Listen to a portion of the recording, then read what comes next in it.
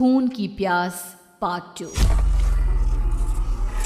और उसके बाद वो जंगल एक बार फिर से सुमन की चीखों से गूंज उठा। लेकिन आज की रात सुमन की चीखों को सुनने वाला वहां पर कोई भी नहीं था। अगर वहां पर कोई मौजूद था तो बस हरिया, जो कि अब एक भेड़िए में बदल चुका था। सुमन के बालों को पकड़कर घसीटते हुए वो जंगल के बीचों बीच एक जगह पर ले जा रहा था। अगली सुबह गांव में। अरे भाई, पता नहीं क्या बात है, अपने गांव का हरिया किसान और उसकी पत्नी सुमन दोनों गायब हैं। दोनों का कोई अता पता नहीं।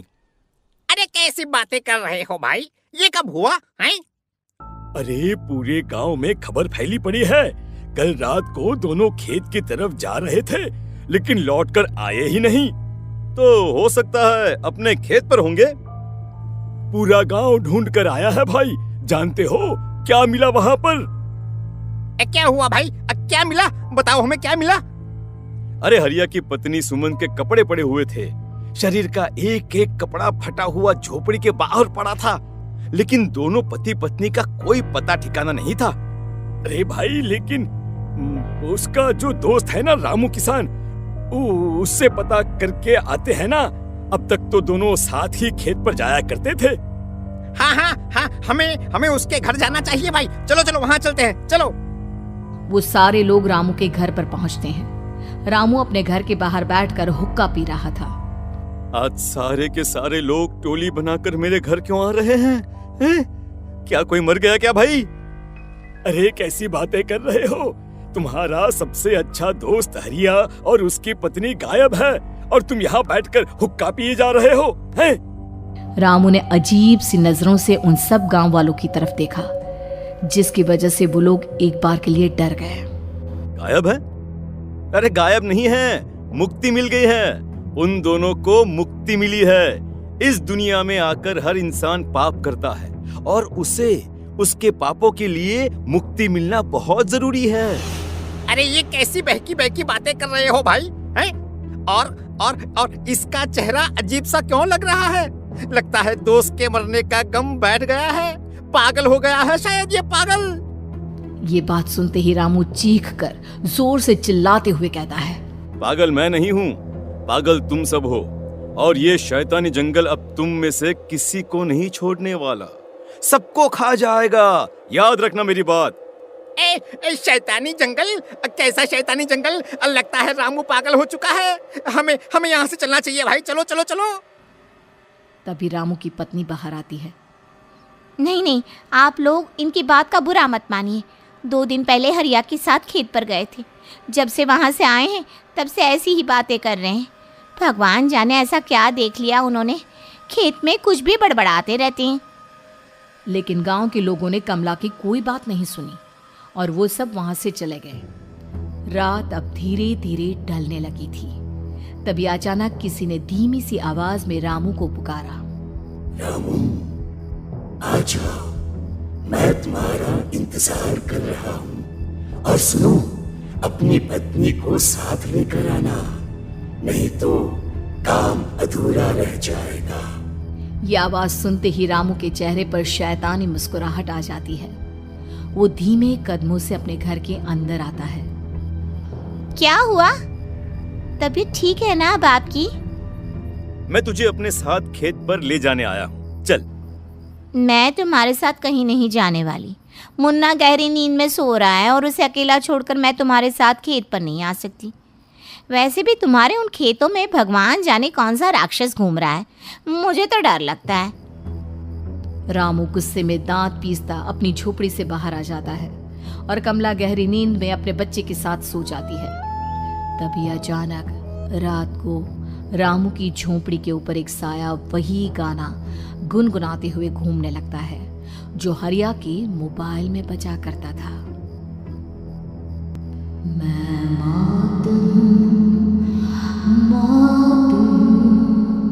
मौत जो पसरी है चारों ओर, जो आएगी कहीं से भी निगल जाएगी सबको।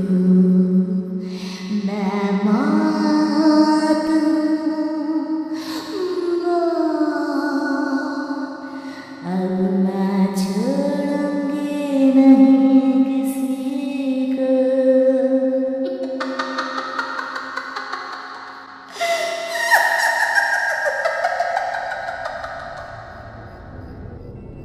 ये आवाज सुनकर रामू की पत्नी कमला की आंख खुलती है और वो देखती है कि उसका मुन्ना अपनी जगह से गायब था।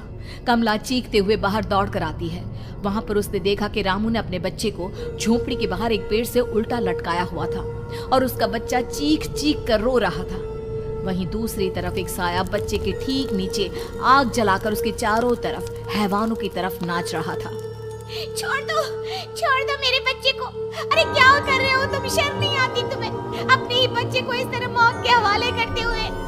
अपना बच्चा? किसने कहा ये मेरा बच्चा है? अरे ये तो उस रामू की औलाद है, इस गांव के किसान रामू की, और मेरी दुश्मनी इस गांव के हर इंसान के साथ है। क्या? कैसी बात कर रहे हो तुम? और ये औरत कौन है? ये मेरे बच्चे को खा जाएगी। तभी अचानक से उस साया ने एक बेहद खतरनाक दिखने वाली औरत का रूप ले लिया और उसकी आंखों से आग निकल रही थी।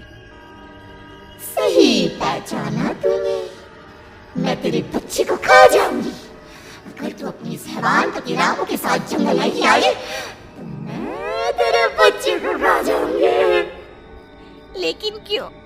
आखिर क्या चाहती हो तुम मुझसे? मुझे जंगल क्यों ले जाना चाहती हो? औरत बुरी तरह से ठहाके मार मार कर जोर जोर से हंसने लगी और साथ में रामू भी। ये तो तुझे वहां चलने के बाद ही पता चलेगा ना। अगर तू नहीं आई तो थोड़ी देर में तेरा ये बच्चा आग में जलकर मर जाएगा। चल जल्दी। नहीं नहीं, मेरे बच्चे को छोड़ दो। तुम जहाँ कहोगे मैं तुम्हारे साथ चलने के लिए तैयार हूँ। और उसके बाद उस बच्चे को झोपड़ी में लिटाकर आगे आगे वो साया चल रहा था और उसके पीछे पीछे रामू अपनी पत्नी के बाल पकड़कर उसे घसीटते हुए जंगल की तरफ ले गया। जंगल में जाने के बाद, कितनी खूबसूरत हो तुम। आज की रात बस तुम और मैं एक दूसरे के साथ रहेंगे। मुझे तुमसे बहुत डर लग रहा है। तुम्हें क्या हो गया है? तुम तो बिल्कुल ठीक थे। वो होगा जो हमारे बीच होना चाहिए। तो आओ आओ, अपने आप को मेरे हवाले कर दो। कमला ने डर की वजह से अपनी दोनों आंखें कसकर बंद कर ली थी। रामू ने बुरी तरह से चीख कर कमला से कहा, आंखें खोलो अपनी और मेरी तरफ देखो। कमला ने जैसे ही अपनी आंखें खोली उसने देखा कि रामू एक खतरनाक खूनी हैवान में बदल चुका था। कौन हो तुम? जाने दो मुझे। क्या चाहते हो मुझसे? वही जो एक आदमी एक औरत से चाहता है। मैं तुम्हारा पति रामू नहीं, बल्कि इस जंगल का एक भेड़िया हूँ, और आज की रात तुम्हारे खून से अपनी प्यास बुझा जाऊं। और उसके बाद वो जंगल कमला की दर्दनाक चीखों से गूंज उठा। अगली सुबह कमला के कपड़े भी जंगल में उसी तरह पाए गए जैसे कि सुमन के पाए गए थे। इस घटना के बाद पूरे गांव में दहशत का माहौल था। अपने माँ बाप की मौत और गांव में हो रहे इस तरह की घटनाओं की खबर सुनकर किशन शहर से गांव लौट आया था। अपने माँ बाप की बेदर्द मौत की वजह से वो बहुत परेशान था। तभी अचानक उसे अपने घर में खाट के नीचे पड़ा हुआ वो मोबाइल फोन मिला जो उसने अपने पापा हरिया को गिफ्ट किया था। अरे कितने प्यार से पापा के लिए मोबाइल फोन लेकर आया था। इसे एक दिन भी काम में नहीं ले पाए।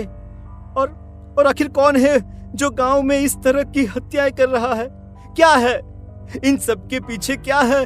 मुझे पता करना ही होगा, वरना एक दिन पूरा का पूरा गांव खाली हो जाएगा। इस गांव में एक भी जिंदा इंसान नहीं बचेगा। गांव के लोगों की मदद करने के इरादे से किशन अपने गांव से दूर एक दूसरे गांव में बहुत बड़े तांत्रिक के पास मिलने के लिए गया। तांत्रिक बाबा, अब आप ही कुछ उपाय बता सकते हैं। भगवान जाने हमारे गांव को किसकी नजर लग गई है। नजर नहीं लगी है, किसी ने तुम्हारे गांव को बद्दुआ दी है।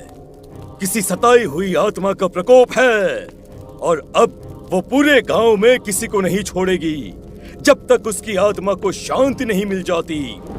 अरे लेकिन ऐसा कौन है बाबा? किसकी आत्मा है और कैसे मिलेगी उसे शांति? मौत है, मौत कहीं से भी आएगी और सबको निगल जाएगी। इससे बचने का सिर्फ एक ही उपाय है, लेकिन उस उपाय को करना आसान नहीं होगा। जो भी उस उपाय को करने की कोशिश करेगा उसकी जान जा सकती है। भले ही मेरी जान चली जाए, लेकिन मैं अपने गांव के लोगों की जान बचाने की पूरी कोशिश करूंगा बाबा। तो ठीक है फिर, अगली अमावस की रात जैसा मैं कहता हूँ वैसा ही करना।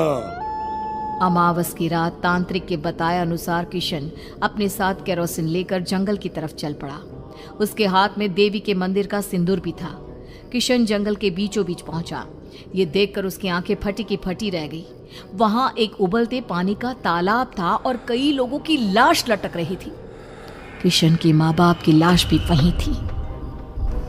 माँ, बापू, क्या हो गया? ये क्या हो गया? तभी वहां पर एक औरत और आदमी आते हैं। उन्हें देखकर किशन चौंक जाता है। गोपाल काका, आपकी तो 5 साल पहले मौत हो गई थी। और निर्मला काकी, आप? मौत तो हो गई थी, लेकिन तुम ये नहीं जानते कि हमारी मौत कैसे हुई थी। क्या कहना चाहते हैं आप? कुछ नहीं, बस ये जान लो कि अब इस गांव में कोई जिंदा नहीं बचेगा। लेकिन क्यों काकी? क्योंकि 5 साल पहले इन गांव वालों ने मुझे डायन बताकर पत्थर मार मार के मार डाला। मेरी कोई गलती नहीं थी। गांव का एक बच्चा क्या लापता हुआ, सारा इल्जाम मेरी पत्नी पे डाल दिया। और जब मैंने निर्मला की जान बचाने की कोशिश की तो मुझे भी मार डाला। आपके साथ ये बहुत गलत हुआ काकी, लेकिन आप जो कर रहे हैं वो भी सही नहीं है ना?